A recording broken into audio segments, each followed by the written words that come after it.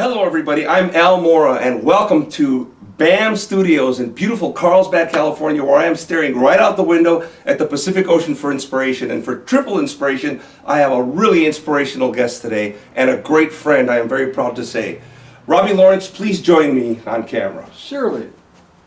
Robby, thanks so much for being here today, man. You're welcome. The first thing we're going to wing is a beautiful song that we enjoy jamming on when Robby and I get together. So here it goes, Robby. We're going to fly to the moon. Let's go, baby.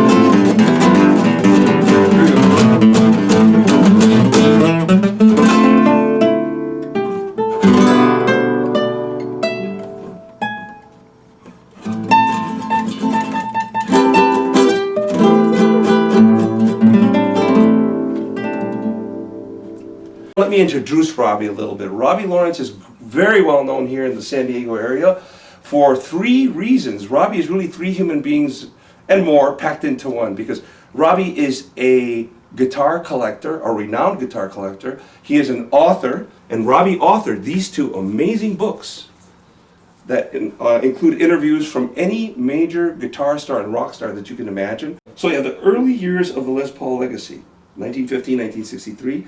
The modern era of the Les Paul legacy, 1968 to 2009. And then Robby, in addition to being a collector, and in addition to being an author, you just saw, is a magnificent guitar player.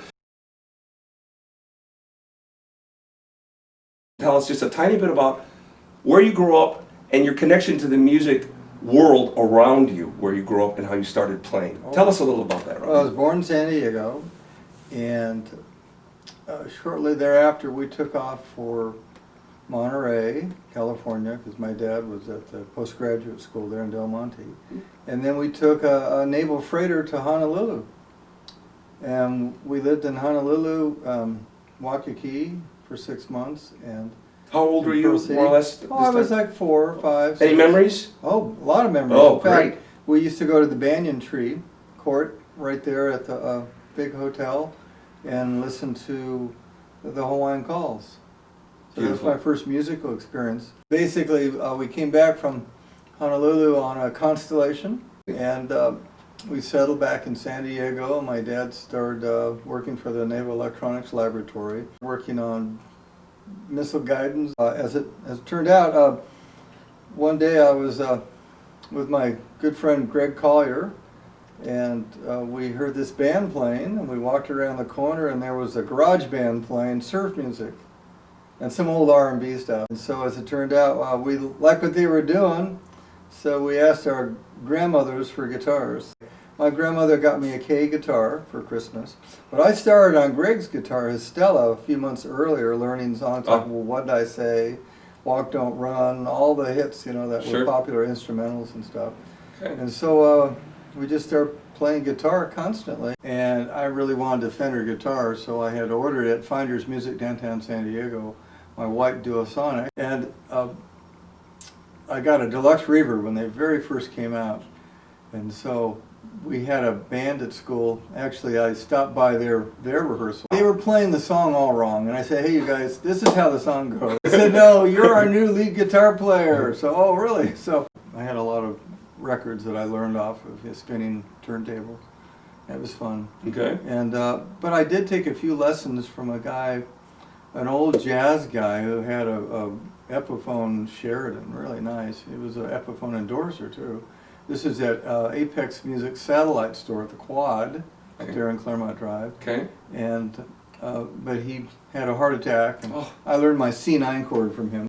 As it turned out, I studied with Rick Montanani, a real good guitar player, and you know, we got the Ventures book, and you know, did all that kind of stuff. And but you know, I developed my ear. I listened to records. Well, what was your first real We played band? a lot of parties. Okay. Were you paid for these gigs? Yes, we got paid for That's great. parties and stuff.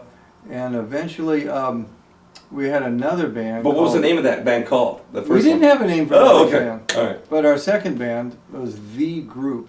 Okay. THEE Group. Okay, very original. And Bob Trotter on drums, and Ray on bass through a Supro Thunderbolt amp, and Steve Dosey on rhythm guitar through a Vox Viscount. We played all around San Diego, all the dances, you know, Mission Bay and La Jolla. We played at the Hi-Ho Club and stuff. And then I got a job at La Jolla Music teaching guitar. How long were you at that music store? Well, I started teaching in the summer of '67. And then how many years do you think you were associated with? 3 years. Well, I had 30, 40 students a week. And it was a lot of fun in our band. Later we had a psychedelic blues band with Tony Adams. What did he play? Wayne Mark. He was the other guitar player, so we both played lead guitar this time. And we played for Lovin's in San Diego with all the hippies everywhere and thousands of people in the park, Presidio Park, La Jolla Cove. On our family vacation in '67, we went to San Francisco and stayed up in San Rafael, and I learned Purple Haze off the radio. So little did I know I would end up playing for the Hendrix family and performing with Mitch Mitchell as drummer for 2 years. I would say our group, Witch Creek, here in San Diego was pretty And this popular. is late 60s, 70s? This is early 70s. Okay. Yeah, So you're in high school now, or getting out? Well, yeah, I had bought my first Gibson, a SG Les Paul Standard. Okay.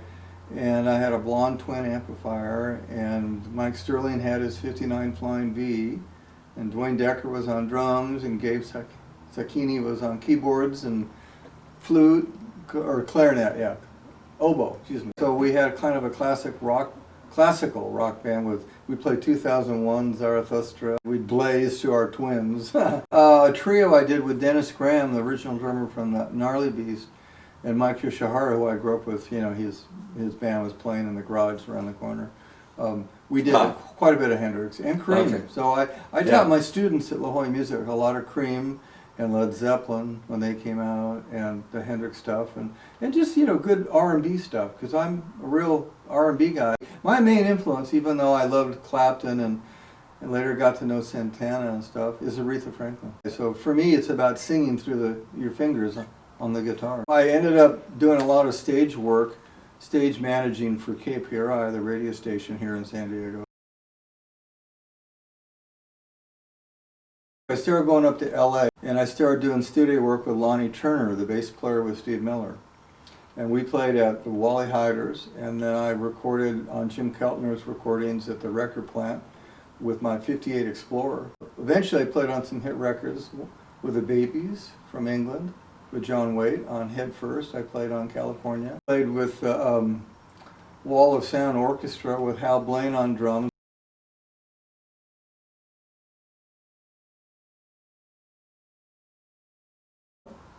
I had met Les Paul on a road guitar safari trip across the country to go to all the great guitar factories and meet all the great guitar people. And it was because I'd met Mr. Dopiera, the inventor of the Dobro National guitars in Escondido. And his stories about how it was in the 20s when he invented the National and Dobro, and all the drama that came down fascinated me. And so I had flown to Phoenix to buy a Sunburst Les Paul, a 1960 Tiger Top, and my friends, family friends, were there staying in an RV, and this guy was a jazz guitar nut and loved Johnny Smith, and he saw my pictures of guitars. So as it turned out, he said, get a hold of Bud Eastman, my friend in San Diego where you live. He's the founder of Guitar Player magazine. He'd probably like you to write for them. We went over to Bud Eastman's birthday party, and jammed out. Guy Folsom and I, our bass player, and we had a lot of fun. So he says, well, on your trip, go see Les Paul. I'll give you his phone number. So after spending a week in Nashville with George Gruen, we ended up going out to the East Coast and Washington, D.C. Then we went to visit Les Paul. You arrive at his doorstep. I'm picturing you. Do you ring his doorbell? What happens? Oh, we knock on the door and Wally answered. And who is Wally? Wally is their bass player with Les Paul and Mary Ford, Okay. and his main tinkerer. We also went to the Martin factory and met Mr. Martin, Christian Frederick Martin III. And so I interviewed him and took his portrait and stuff. And the search was on for the 0034. This is the Combo de Martin from the 1890s. It took me 4 years to find it. I got it from George Gruen. Uris at the Blue Guitar was my repairman since the 60s and stuff. So he restored the guitar because the bridge had come off.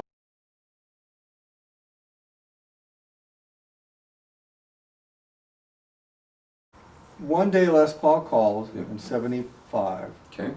And asked if I wanted to come to New Jersey and live with him. His son Bobby was living with Mary Ford in Covina, and so he stopped by Mary Ford's and got Bobby, and came to San Diego and met my folks. Wow. And we took a 3-day whirlwind drive across the country. We drove across Texas, and we saw something really big in the sky go over us. Do you think? We don't know Was it what a it UFO? was. Don't know what it was. We kept driving across the country through Cleveland and eventually got into New Jersey. I lived with Les Paul for about 6 months, and that's when we started the books.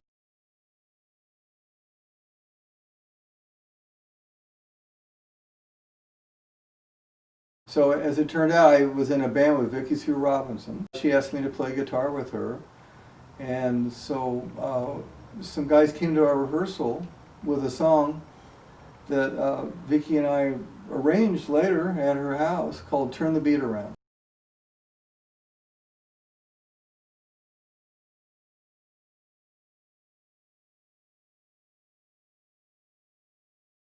Ken Berry and Dolph started together in the late 60s in Hollywood. So they started off with a pickup truck doing rentals, but when I would rehearse there on Santa Monica Boulevard, they had some guitars for rentals and stuff. So when I came back from New York, they had opened up Sunset Stages on Beechwood at the foot of the Hollywood sign. Wow. So they asked me to run their guitar department. Okay. And I rented guitars out for movies, TV shows. It was a pretty quick transition from you're not renting stuff to you get that job there to now you're renting and collecting. Yeah.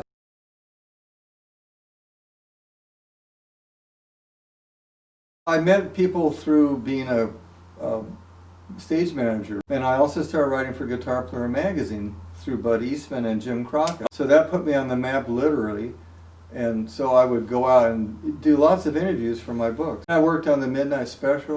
So then I got tired of living in Hollywood after 5 years.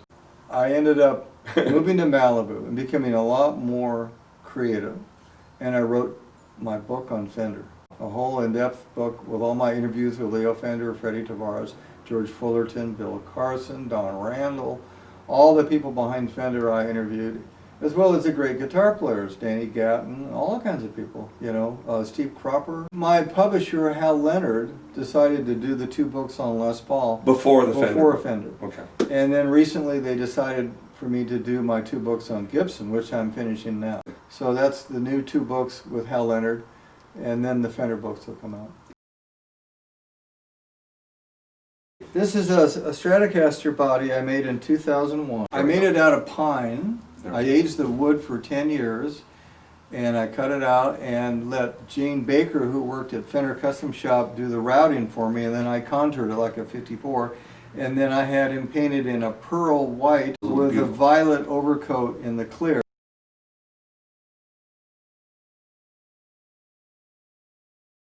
This guitar I used with a 63 neck on it for Jimi Hendrix's 60th birthday anniversary, with Kofi Baker on drums, Noel Redding on bass, And who played with Jimi Hendrix. Juma, yeah. Well, I had performed with Mitch Mitchell for 2 years before this. Who drummed with Jimi Hendrix. This particular neck is an Esquire neck from 1950. Has no truss rod in it. So this neck I put on here because it reminded me of when I saw Jimi Hendrix play at Newport Pop Festival on Sunday.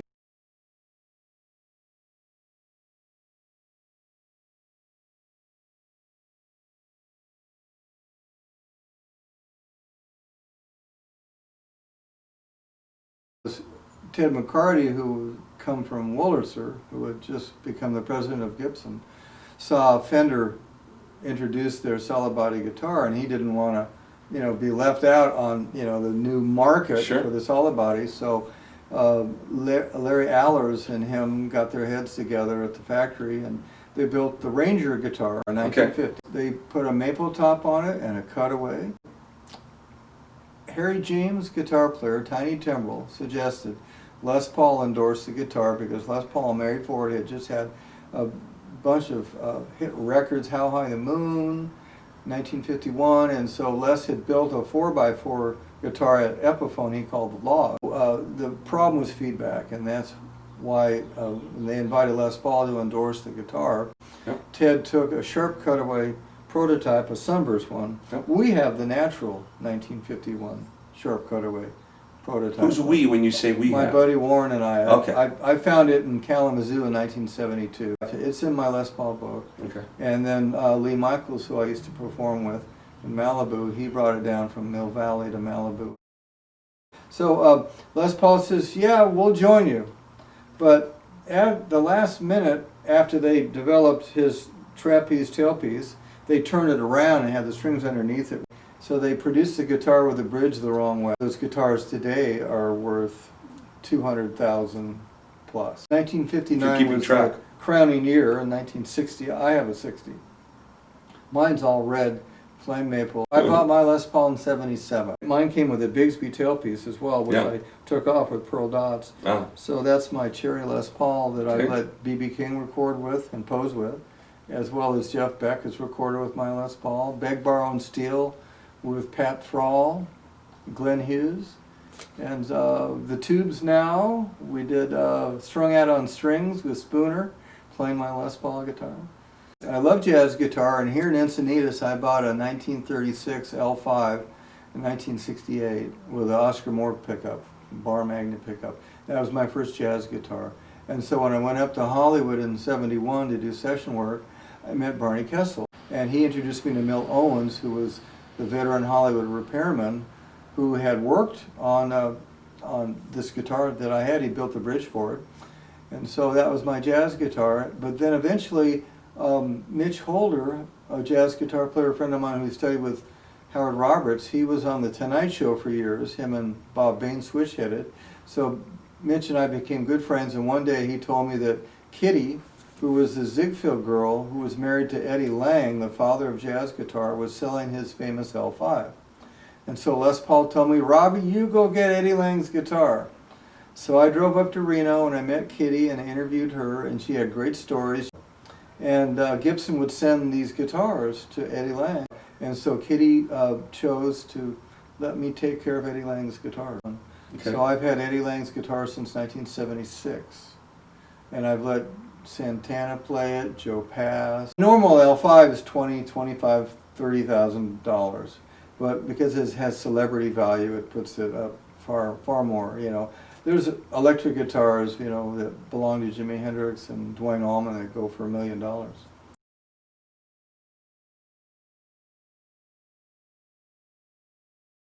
Very inspiring to get to know Jack Bruce over the years and perform with him. We shared the same drummer, Bruce Gary. Bruce Gary was with Albert Collins and then later with the Knack. I'm sort of the fifth member of the Knack. So we put on some Les Paul birthday parties as well over at Dell's studio, Del Casher, who helped invent the wah-wah pedal. And always have a lot of fun. So I did a lot of guitar tech work for Les Paul's concerts in California, and he used my Blonde Twin amp and Blonde Showman for the JBL. Les Paul's son, Rusty, and I would tune Les Paul's rig to the room. House of Blues, wherever we performed, you know, with Les.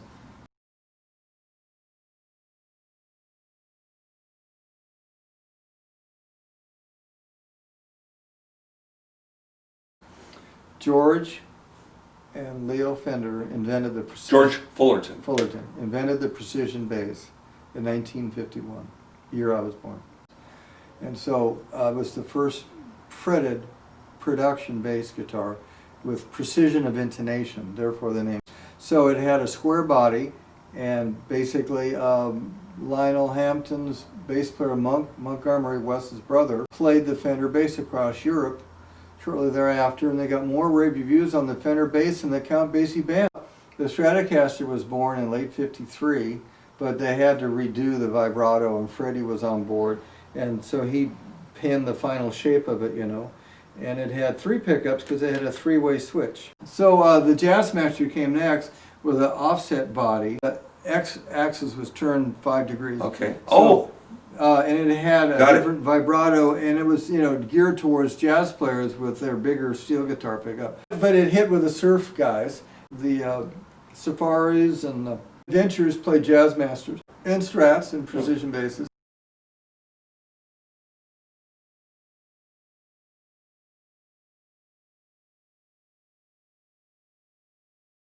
Don Randall sold Fender in January of 1965. And then in '75 they came out with the Music Man amplifiers and guitars, and eventually G&L, which is George and Leo. And George was a very dear friend of mine, and he's like a second dad to me.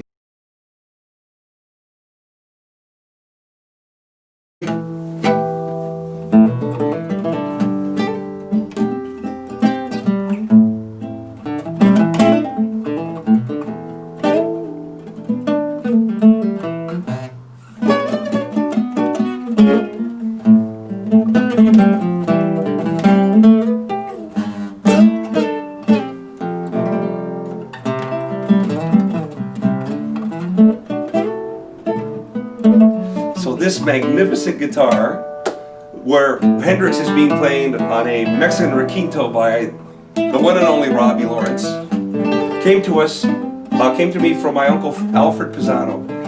Alfred Pisano was a restaurateur. He owned a restaurant called La Hacienda del Sol in Chicago, and Juan Neri, I'm going to say it in Spanish, Juan Neri. Juan Neri was the lead guitarist, the requinto of Los Tres Haces, which is one of Mexico's most successful trios. And so my uncle got this guitar from Juan Neri, who gave it to him because Juan worked for my uncle at his restaurant.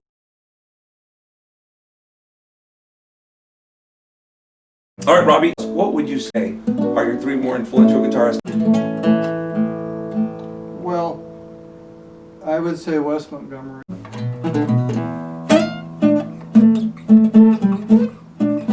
Beautiful, Robby. All right, next guitarist. Well, I was really blown away by Jeff Beck and the Yardbirds.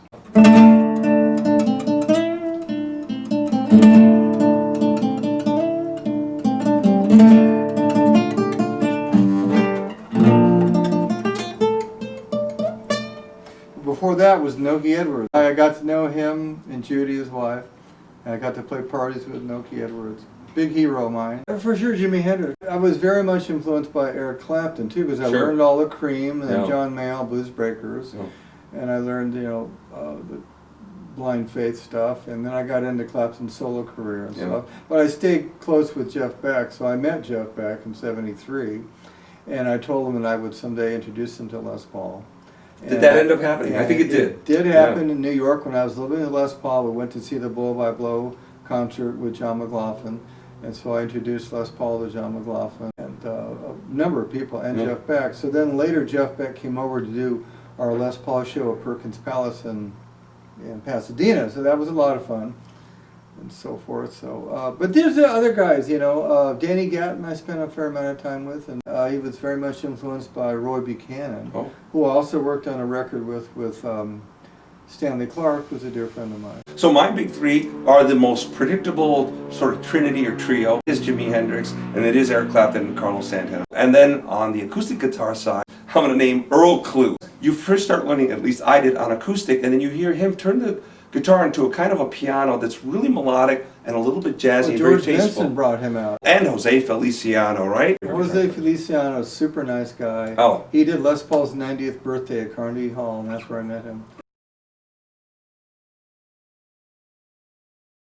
For many years, I was the house guitar player in Malibu at Trancas, and I backed up people like J.J. Cale a number of times. I played with the Little Feat rhythm section a lot. I played with the Tower Power horn section.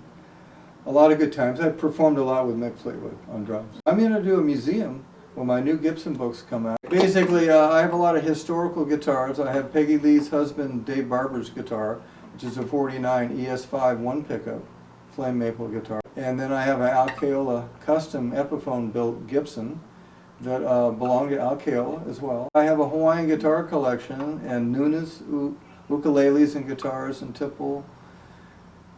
And I have mandolins. I have a 1906 Gibson mandola, and that's very close to my heart.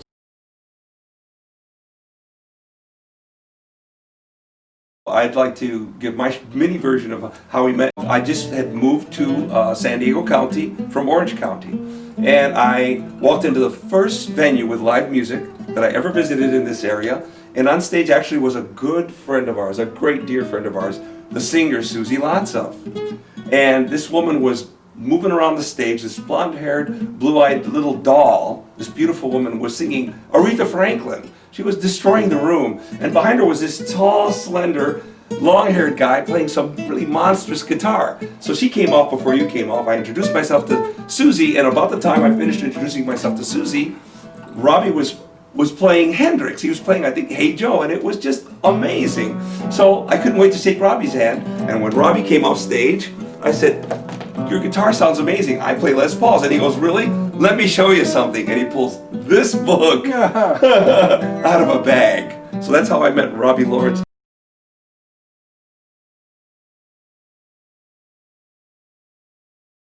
Thank you so much for this interview that I've looked forward to for so long.